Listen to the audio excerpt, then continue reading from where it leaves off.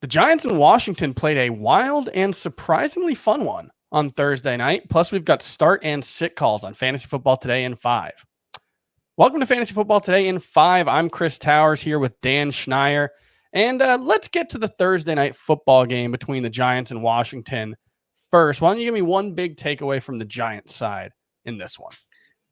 I think the big takeaway from the Giants side is that Daniel Jones may have some fantasy relevance this season just because of how often he's running, how often they're calling zone read runs with him. And he's got, like he showed it last year, he's got more athleticism in the run game than people realize. And if they have to make this a part of their offense because their offense doesn't have much else to it. And so he's going to have fantasy relevancy just through that run game alone.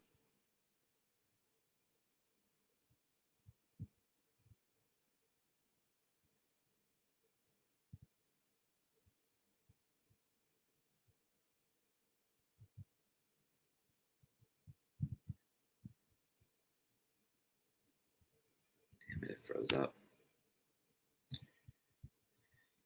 Oh,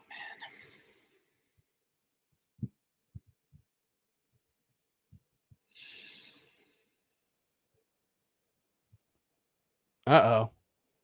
Yeah, it froze up. I didn't hear anything. All right. I didn't hear anything after my take from you. All right, well, we're still live, so we'll keep going.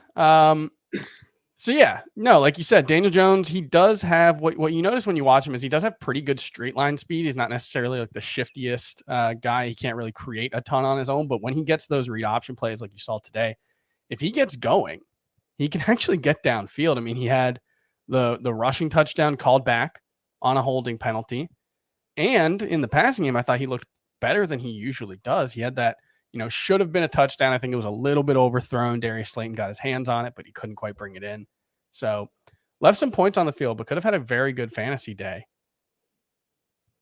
And all right, let's move on to the Washington side. What did you see from Washington for this one?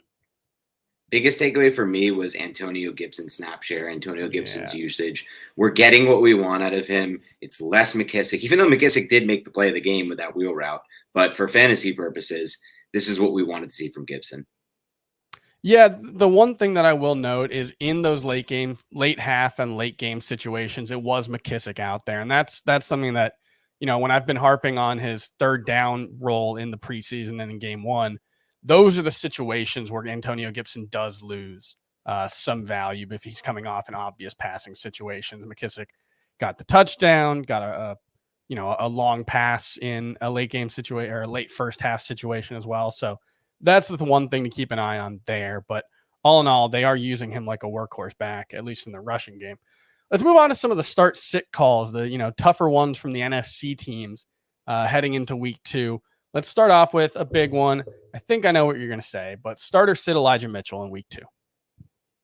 Start. I'm curious if you thought I would say sit here. I'm still starting him. I think that even though Kyle Shanahan definitely hinted that Trey Sermon will have a role this week, I still think Elijah Mitchell will get the chance to be the hot hand. Yeah, I lean more towards him as a low-end RB2 rather than like Raheem Mostert, who we viewed as a high-end number 2 last week especially. But yeah, I think you probably have to start him, especially if you just drop 70% of your fab on him. Yeah. Start or sit Saints wide receiver Marquez Callaway. I'm going to sit him, and I'm going to give Dave Richard credit for this because, listen, me and him went over some tape this week, and we watched that Saints game on film on all 22, and he wasn't creating separation. And yeah, he made it work in the preseason against preseason corners and preseason play. But if he wasn't creating separation that week, the Carolina defense is a lot more impressive than people think. I like Carolina plus 3.5 to throw a little gambling spin on this. And I think Carolina defense is coming into its own right now.